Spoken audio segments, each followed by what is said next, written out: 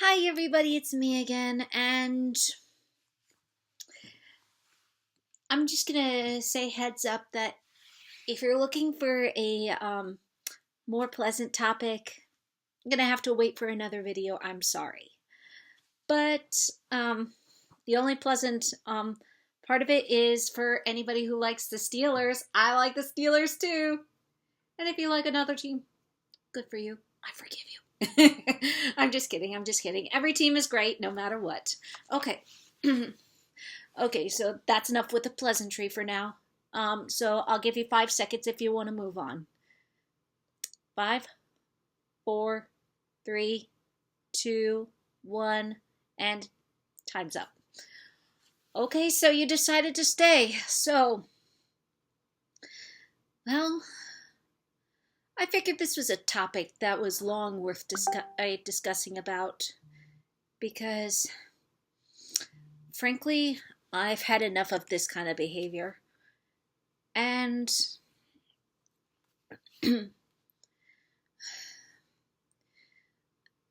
this is a different kind of bullying that I am going to be discussing about. Maybe next time I'll talk about my history of being bullied as a child. But right now, I want to talk about a form of bullying I didn't think could be real. Naively, of course. But apparently it is real. We're going to talk about adult bullying. And particularly at work. The kind of bullying that apparently exists at work. So, for a little bit of background, I've worked at least 13 different jobs in the span of now almost 11 years. In June, it'll be 11 years. So, and that was because I've had to take a couple jobs on at a time, like 2 jobs at once, sometimes 3. But I was willing to do whatever it took to survive, to live on. And yeah, for the most part, I've always made my managers happy as much as possible. And one of the jobs that I worked at, well, the first job I worked at when I moved into Lancaster County, Pennsylvania, was at Cracker Barrel. And this was my first time working in the food industry, and I originally wanted to work at the Disney store because easy peasy lemon squeezy kind of job for me. I'd worked at retail, and I loved Disney. How could you not? But apparently they said that I wasn't qualified. For whatever reason, I don't know, because I'd worked at retail stores before. I had 4 years of it on my belt. And, but that aside, Cracker Barrel was quite the place to work, and I already loved their food. I loved it at the time. I loved their fried food. I loved advertising it, if I needed to, and, well, one of the things I pride myself in when it comes to work is giving it my 110% as much as possible. And sometimes I'm almost like, I guess you could say I'm almost like a SpongeBob in real life. Where I love my job. I absolutely give everything I can, as long as I'm not behind the grill, which nobody's put me behind the grill for now.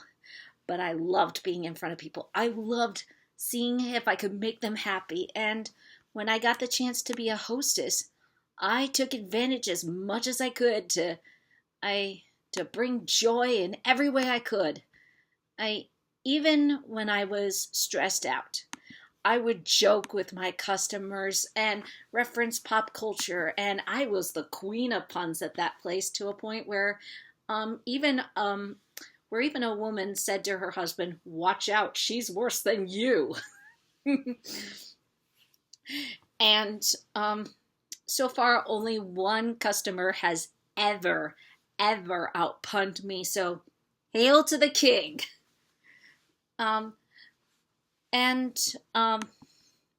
would also find ways to, if there were long wait times, for the restaurant, and by the way, I started in 2019. If there were long waits to get inside into the restaurant, I would find as many ways as I could to distract them from their angry stomachs. I like asking them about their stories, their travel recommendations, who was playing at the American Music Theater, who should I look up on Spotify tonight, how was Sight and Sound,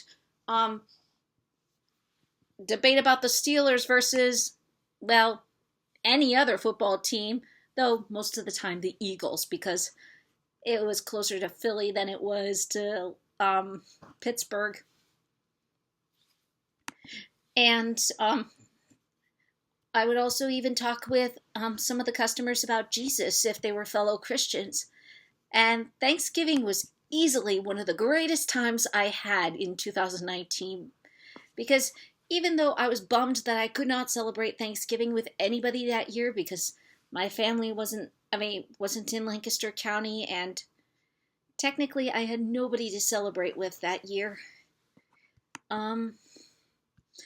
I took on the dinner shift, and there were long wait times, but every time that it was the customer's turn on from the wait list, I would excitedly announce their name like it was a ballpark or like it was an amusement park, and everybody felt excited and felt like they were treated like the guest that I think the original owner wanted them to feel like. Those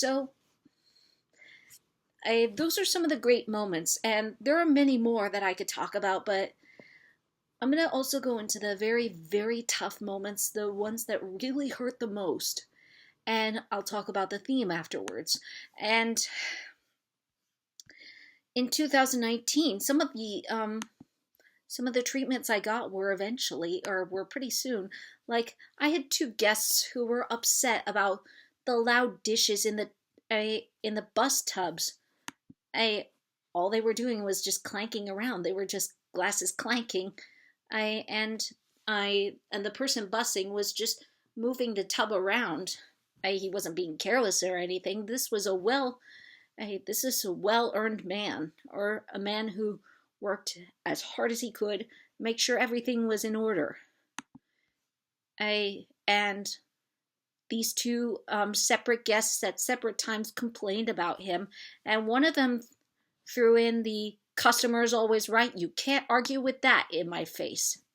And all I could think was, yes, I can. I just choose not to right now. Couple customers were complaining about how I was repetitive on the intercom, though technically I was no different, because we already had to say, Cracker Barrel now would like to welcome so-and-so, party of so-and-so. I just did it with "come on down," with a cheerful tone, and people complained about that. And yeah, and with some of my coworkers, it was even worse. They got screamed at often. One older guy was making moves on a waitress, and she didn't want to go back out to him because he was out there waiting for her. And then that guy came up to me and asked if I was a waitress. I don't know why he was asking. I don't know if he was asking because he wanted his bill or if he was looking for another waitress to hit. And if it's the latter, disgusting. Just pure disgusting. Like, why are you trying to hit on a waitress? And suppose that waitress is a minor, you are absolutely disgusting. Also, customer complained when 2 hosts were playing rock paper scissors, and there was nobody in line to worry about. There was nothing going on. This customer was just paying her bill and just saw them playing rock paper scissors when nothing was going on. Is that really worth the complaint? Seriously? And another guy spat in a host's face for saying that there was a wait time. Another threatened to throw things around if he did not get seated soon. And Yeah, and even at Panera Bread, there were a couple times where I my co-workers were share about being imitated by churchgoers because they don't tip and they're verbally rude. And at Cracker Barrel, that's the same result. And on behalf of every churchgoer, I legit felt ashamed. Because, well, what I'll get into later in detail is that's not how we're supposed to behave. And then, of course, during COVID season, what can you do? I But eventually we reopened towards the end of June, and Governor Wolf at the time said it was okay. And I was slightly scared. I knew things would be different when we were back, aside from, well, the obvious fact that we had to wear a mask and we're constantly going to be sanitizing the menus. I was slightly afraid of customers and how they would behave. Most of the time they were great, but sure enough, on the second day when I returned, or the second day of my return, um, a lady, a lady waved her finger at me for forgetting her on the list and forgetting to seat her. But thankfully, one of my managers was there to say, "Don't wave your finger at her." But I didn't always have the luxury. And one of the things I knew that was going to happen, when we reopened and when COVID hit, was that while our faces were going to be physically masked, our behaviors were unmasked before everybody. Because when there's chaos, you either show you pretty much show your true colors. And you're not always as courteous, and you're probably, you'll have moments where you're great and kind, but there are also going to be people who are absolutely awful just for selfish gain. And this was no exception. Food was no exception with them. It was probably one of the biggest demands. And I'm also going to explain something before I go into the next set of problems, the bullying problems with this. So, typically in a restaurant, waitresses or servers in this case are going to be assigned a certain number of tables. So, like maybe if we had three, if we had five servers in Cracker Barrel, we might have two in the front dining room taking half of the section, like maybe four tables, and in the middle dining room where there's the most, where it's the biggest set of people, we'd have at least maybe five, five per waitress, five per server, five per waiter, or four. I'm probably not doing the math correctly, but hopefully you get the picture. They only have a certain amount of tables that they can take care of, and can only do a certain amount at a time. So when we get overwhelmed with crowds, sometimes we have to put them on a 5-10 minute wait, and it would increase the more people came in. And predictably, that became a huge problem, especially during COVID. At one point, there was a day where there were only 3 servers that day and 1 cook in the back. Usually there'd be like maybe 2 or 3 grill line cooks. We had only 1 that day. I don't know I don't remember what happened to the other one, but the other servers that were supposed to come in, they called in sick. One of them quit so that she could get the trying to remember what it's called, but basically so that she could get unemployment. And we were just left on our own. I had to deal with the crowd. Thankfully, they were all understanding, especially when I explained the situation that we are very understaffed right now. But tragically, not everybody understood that or even wanted to understand that, or that's how it seemed. For instance, and this was on a day where things were slightly better. We had to put, a couple came up to us. We had to put them on a wait, and he the husband was angry when we had to put them on a wait because there were empty tables. But like I said, we had a certain amount of servers that could take care of a certain amount of tables. And he didn't care about that. In fact, when we explained we're understaffed, he angrily replied, "Don't give me a sob story. Give me a table." And we had to explain to him, it's not a sob story. This is true. This is what's going on. He didn't care. But his wife eventually apologized on his behalf, though honestly she shouldn't have had to. And in a way I kind of feel bad for her. And I get why he would think that we were covering something up, but we weren't. This was the situation. This is how it went. And my phone keeps going off. Okay, sorry about that. And also, most of the time I was able to calmly explain a situation to a customer. When it came to seats that we could not get for them right away, or why we had a seating chart. And people's reactions always varied. One person laughed at me when I said that I'm pretty sure that you'll get a table in less than 70 minutes. She kept laughing at me. But she stayed anyways and got called in 20 minutes instead of 70 minutes, which I don't know how that happened, but that was great. And it was one of the few times a customer apologized for her bad behavior. Other times, customers would laugh at me and walk out. I didn't get it. Like, what did I do wrong?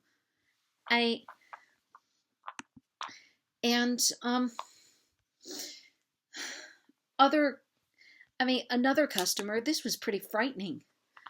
There was a big guy that came up to me. He had a daughter on his shoulder, like maybe 4 or 5, I think. And I told him the wait time. He roared at me, "You gotta be kidding me," scaring me into literal stutters, and walked out. It took me an hour before I regained my voice. But during that time, I was stuttering with the rest of the crowd and scared, shaking, and it took other customers encouraging me and my coworkers encouraging me, as well as throwing in a few puns to help me speak properly again. And not everybody's going to have that luxury. So why can't you treat them nicely? And a lot of the times, when I told people the wait time, they would scream at me, "You got to be kidding me!" Did I look like I'm kidding? Did I look like I was kidding when I said that the wait time was 20 minutes, or 30 minutes, 40 minutes?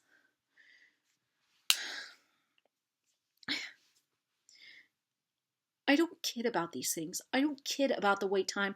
I may kid about jokes. But otherwise, I take my job seriously. I took my job seriously at the time. And for the most part, I swallowed my anger a lot of the time. The one time I ever spoke up was when I had enough of this, "You've got to be kidding me," from older women, especially.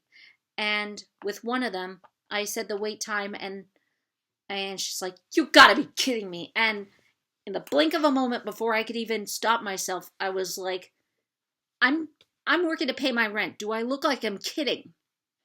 And we both stopped, stared at each other, stunned. And in about 30 seconds, I eventually calmly asked, "Would you like me to put your name on the wait list?" And she said yes. Surprisingly cooperative. That's not always going to happen. And usually at Cracker Barrel, I never, ever defended myself except that one time. That was the one time that ever happened. And I'm grateful that she was at least cooperative. And I'm grateful for the other guests who really did cooperate without a fight and without getting angry at me. And I don't know if I may as well also say with the mask rule, this was a bad time because we got threats for lawsuits. And I felt awful. That was the one thing I dreaded the most, was having to tell people, wear your mask or I can't let you in. And I got the brunt of a lot of heat. And at one point, one of the managers actually threw me under the bus saying that I was just suggesting it. No, I wasn't suggesting it. I actually was endorsing what you told me to do. And thankfully that was straightened up with another manager. And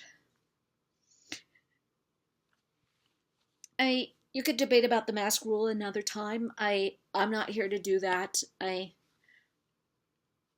But yeah, I didn't like a lot of this. I didn't like that I had to tell people you can't come in unless you're wearing a mask, especially if somebody actually might have been suffering a real disease where you couldn't wear a mask. I know that some people were lying, but it's not my job to figure out who's lying. And I even had to work with people saying that they wanted a different seat, or and suffer the wrath of my coworkers. And other times people just demanded it. They were unkind, and their thank yous sounded more like happy pigs rather than actually happy people. And at least 5 times I got accused of racism there. I don't know why. I didn't warrant it. Some of the things that happened was, well, the first time it happened was when I called up 2 names from the wait list. And one of those names belonged to a group of wonderful girls. They were very happy. They were bubbly. They were making my day. I wanted to personally take them to their seat. But another group came forward as well, whom I also called, and they were Hispanic, by the way. And I told my coworker, you go ahead, take them to their seats, I'll take them. And as I took the girls to their seats, they were asking, why did they go first? Are you being racist? I couldn't believe that was a real question. I was dumbfounded. I tried to still be cheerful and still be happy, but, well, if I had a visual image here, it would show the moment where SpongeBob is trying to put on a happy face even though he's completely shocked and crying. That was me. I was completely shocked and I wanted to cry, and it followed me into the next day. I was shocked that people would even think that that'd be a real thing. And people asked me that same question if I sat them in the 3rd dining room, even though it was really just another seating policy in another room, and it was either the server's turn or there was no other place to seat them at the time. And a couple other times I got accused of it just because I accidentally skipped their names. How was I supposed to know what race they are just looking at their name? I don't know. All I know is it's a person. And when you show that kind of behavior, you're showing a bully kind of behavior. And yeah, that kind of behavior scared me for a long time. It scared me from people who were black, who were, not counting the people who were my friends already, by the way. It scared me from people who were African American. I didn't want to take them to the 3rd dining room, even if it was the only available seat, because I was afraid I'd be punished. And I was also afraid that they would punish me for anything, even just saying hello. And one of the great things about working at Panera Bread is that God helped me slowly heal from that and heal by being able to talk to anybody, no matter who they are, and not be afraid. Not be afraid to say something like, I'm sorry, I can't offer this, or I'm sorry, we've run out, or I'm sorry, in the usual manner with anybody. But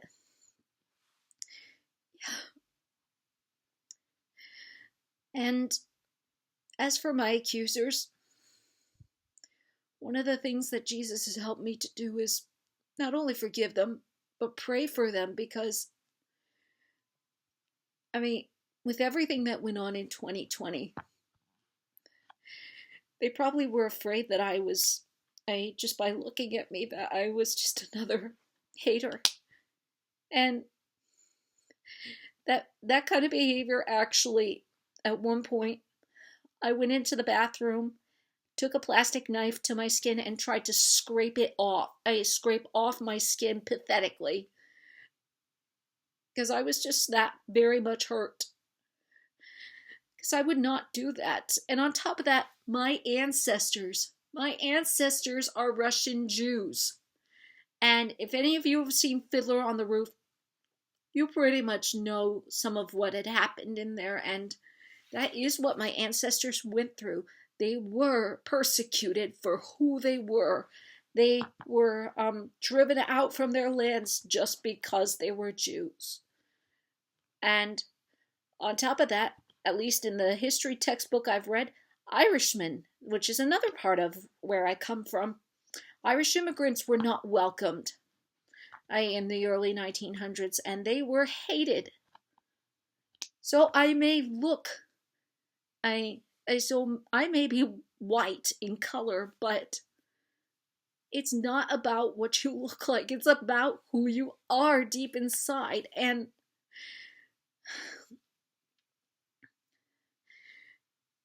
one of the things that Jesus helped me to slowly heal from in that is knowing who I am. And on top of that, how he made us in the perfect way. It doesn't matter what we look like, it's our behavior. And I don't know if some of them accused me as a way to intimidate me into giving them what they wanted, or if they sincerely meant it, or possibly both, if that's a possibility. But yeah, it broke me for a while. And working at Panera has helped me heal from that. So thank you, Panera. Thank you, Jesus. And to my accusers, I forgive you, and I hope that you do find healing.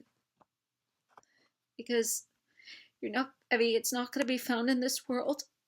And the way that you've sought out justice is going to hurt others. And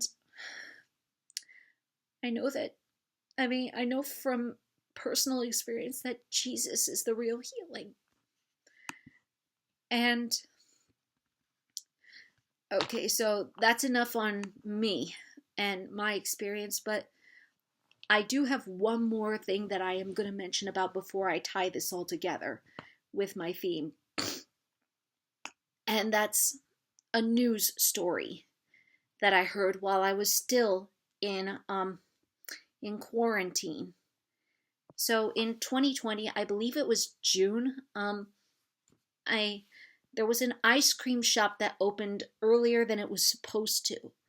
And I think this was in Ohio. I forget which. You could correct me in the comments if you remember this story better.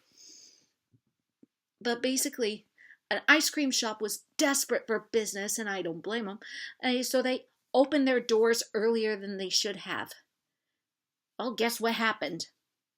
People swarmed in, violated the 6 feet apart rule, and were screaming and yelling and abusing the employees there, one of which included a 17-year-old girl. And at the end of the day, they closed their doors again, and that 17-year-old girl quit that day. And when I read the story, I posted this on Facebook telling people, please take heed to this, because this is what happens when you treat people like this. And on top of that, this was a 17-year-old girl, and you adults, you abuse people like this. Have you no shame, you bullies? Have you no shame? And we could debate about whether or not this place should have been opened early or not. This is not my place to describe, but I get the feeling that even if it did open when it was legal, this would have still been the result. And how do I know this? Because currently I have lived and worked through 2020 and 2021. That was the kind of behavior I and my coworkers received. What they described in the news. It may not have been as claustrophobic in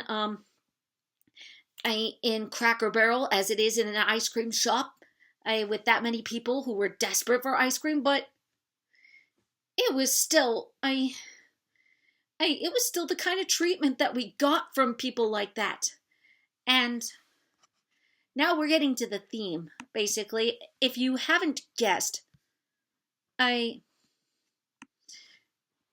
the biggest thing that bothers me about this and all this kind of behavior, even in 2023, is that people use the customer is always right to justify their behavior. Are you not sick of yourself for that? So when I complained in 2019 to Papa and cried to him about it, I asked him about I didn't even ask him about the customer's always right, but he said, that's meant to be a courtesy. That's not meant to be an excuse for an abuse. So I was completely dumbfounded that adults older than me use that as an excuse to use their power, be abusive.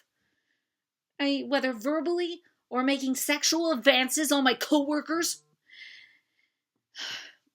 Or even just to get free service sometimes. And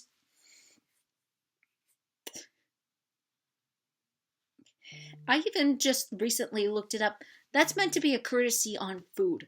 That's not meant to be an excuse for bad behavior. And I truly question how you guys have no shame. For a long time, I held adults in a very high respect. Perhaps you could say it's the kid in me that still wants to hope that adults are better than this and worth looking up to. And to be fair, some are. I still look up to people like Helen Keller, and I look up to Mama. I look up to a lot of people. But this kind of behavior, your kids are going to see what you're doing, how you're doing. They're going to imitate you, maybe even be worse. You complain about younger generations being worse and worse. It starts with you. It starts with you and how you treat people.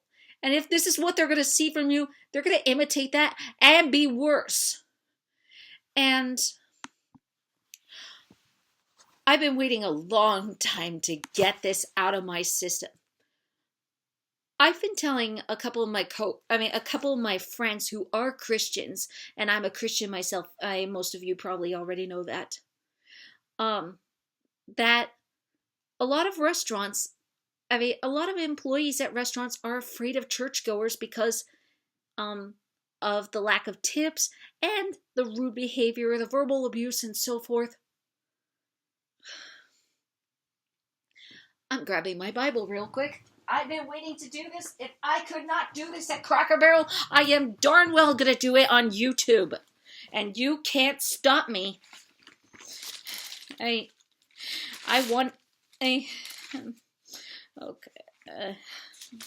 Okay, we're going to go turn to Jeremiah chapter 7. Those of you who have a Bible, you could go ahead and follow along with me. This is NIV, by the way.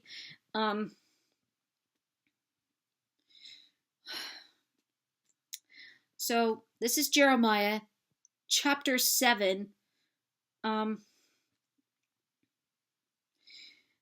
verse 6, and I'll tell you, verse 6 to 11. Okay. If you do not oppress the alien, the fatherless, or the widow, do not shed innocent blood in this place, and if you do not follow other gods to your own harm, I will let you live in this land I gave to your forefathers forever and ever. But look, you are trusting in deceptive words that are worthless. Will you steal, murder, commit adultery, and perjury, burn incense to Baal, and follow other gods you have not known, and then come stand before me in this house which bears my name, and say we are safe to do all these detestable things? Has this house which bears my name become a den of robbers to you? But I have been watching, declares the Lord.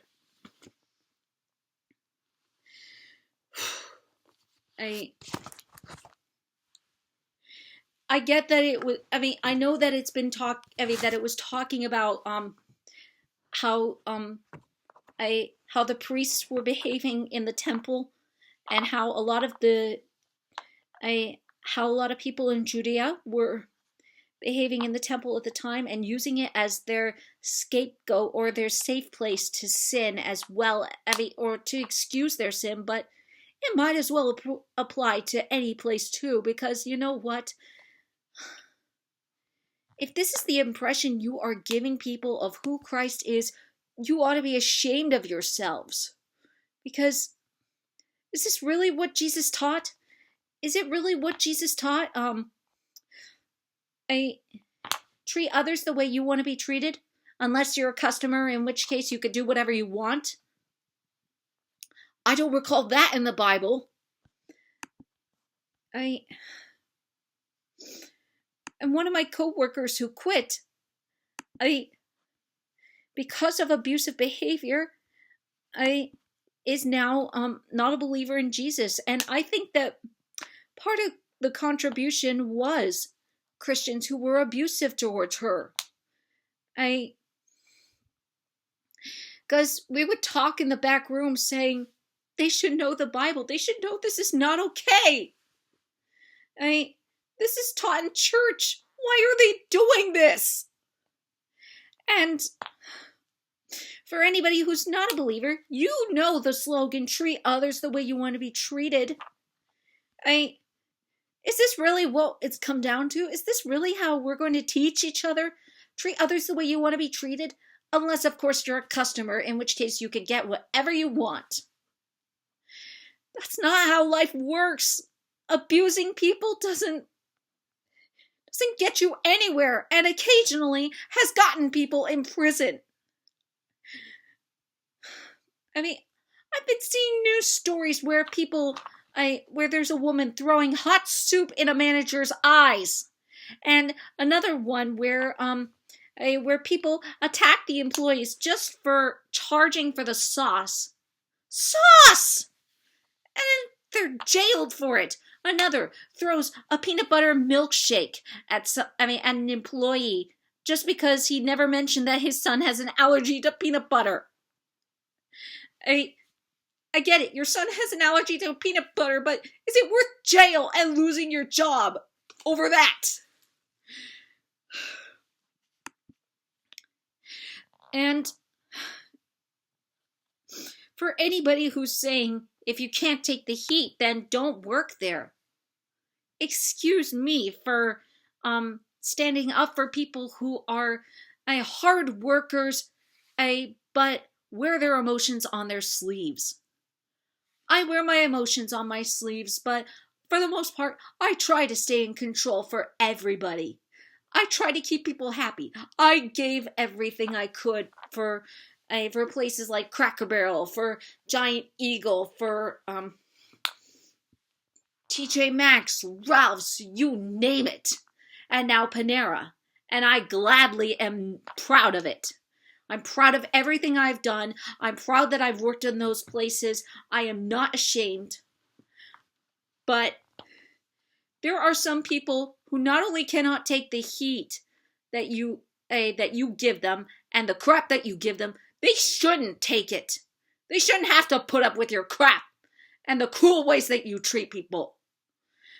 And if anything, you should get out. You should not treat people like that. You should not scream at them for things that they cannot help.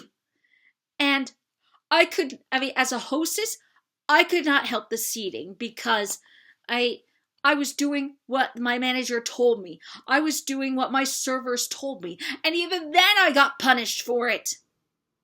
I can't control the fact that I had to tell people, put on your mask. I was doing what I was told. Otherwise, I would have been fired. And at the time, that was the policy for almost every place that I went to in Lancaster, Pennsylvania. So, and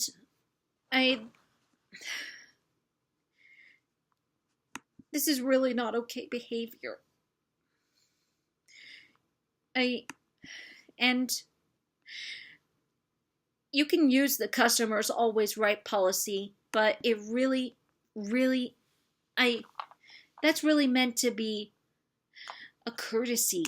That's not meant to be an excuse for your bad behavior.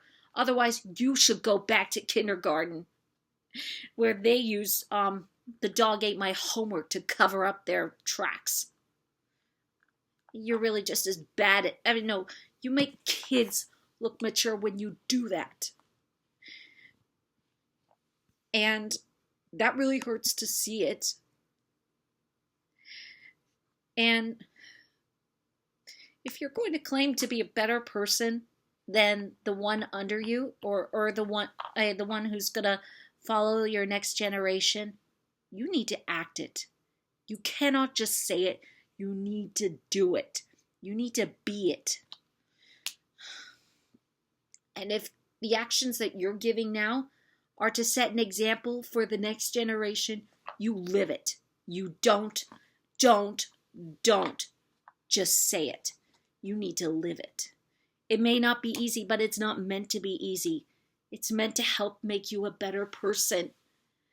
And another reason I'm proud that I worked at Cracker Barrel is because it's given me a newfound respect for everybody who works at any restaurant.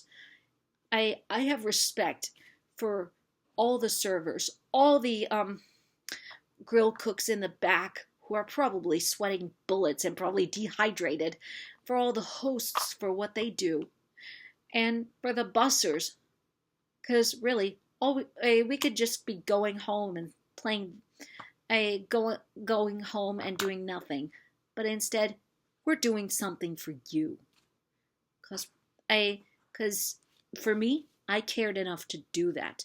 Not just for my bills. I wanted to make people happy. I wanted to bless people. I wanted to help them.